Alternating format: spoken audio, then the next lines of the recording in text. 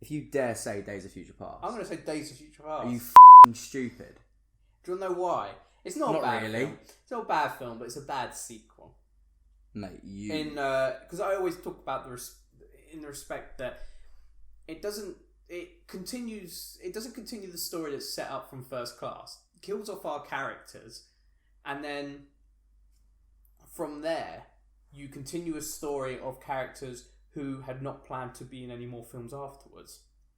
So what story are you trying to tell? And I guess, and then talking obviously the films that came after, but this film set the groundwork. If you're going to say, right, we're going to do X-Men First Class, we're going to look at the young X-Men, then we're going to go into the future with our young X-Men still, they're going to all save the day, and then all the stories we tell from now on are going to be young X-Men. Why would you kill the young ones off and then keep the old ones? Why not kill people like Halle Berry, James Marsden, the woman who played Jean Grey? I just don't understand it, and it's a bizarre. If this is where it ended, then I kind of get it. And I'm like, yeah, that's okay. Then you get a Deadpool, you get a Logan. It does make sense from there. But then to at the end of that film say, yeah, all the originals are still alive, but we will never see James Marsden as Cyclops again. It's just never going to happen again. I don't understand the point of the film in that you've now wasted a cast and wasted, an actual team dynamic. The reason the Avengers work is because you have a team dynamic. You set all those characters up at the start and you go through their journey with them. But then Days of Future Past just killed all our new characters off screen instead of expanding upon them.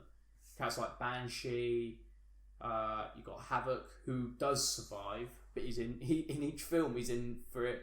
He gets one scene in each film. So you don't like the film at all? I like it on its own, but I don't like what it then created from it, because then it just set all the other films back. Because then you got X-Men Apocalypse, which then has to get in a whole new team, and then you're like, why do I even care now? Now we've got to restart this all again. I thought we just did that. It's one of my favourite X-Men films. X-Men First Class. My favourite one's X-Men First Class. First Class is my... Actually, Logan is probably my favourite. Yeah. Is there an X-Men film though? Yeah. Kinda. Kind of. Yeah. Yeah, well, yeah, alright. If you see it like that, Logan's my favourite X-Men film. Probably First Class. Maybe Deadpool 2. You prefer Deadpool 2 to Deadpool 1? A lot more, yeah. Really? Yeah, a lot more. Wow. A lot more. You're very controversial, aren't you? Like I say, bigger's always better, and that's what they did with Deadpool 2. Bigger is always better.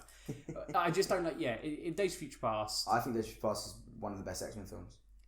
But it doesn't lend itself to further storytelling. I understand what you're saying. Yeah. It puts itself in a box. Yeah. Yeah, I get that. If that's where it ends, then I'm like, alright, fine. That's where it ends. And then, you get your Logans, you get your Deadpools, and that's fine.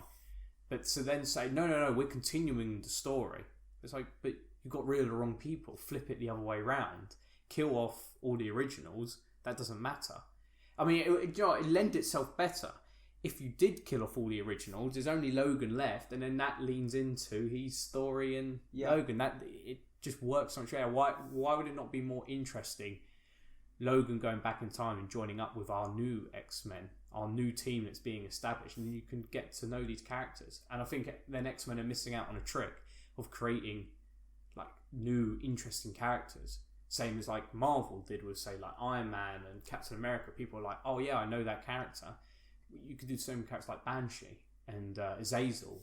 They're cool characters which they definitely could have expanded on, but then they just kept the normal formula: Mystique, Magneto, Professor X, and Logan as the only characters we can ever have. So yeah, that's why I think it's not a bad film. It is a good. I love it with the film. Sentinels and stuff. I think it's so cool. It's a good action film. It's a good film, but it's a very bad sequel in obviously the franchise it was trying to create. Let's have a good one then. Wow. I did a good video on it actually.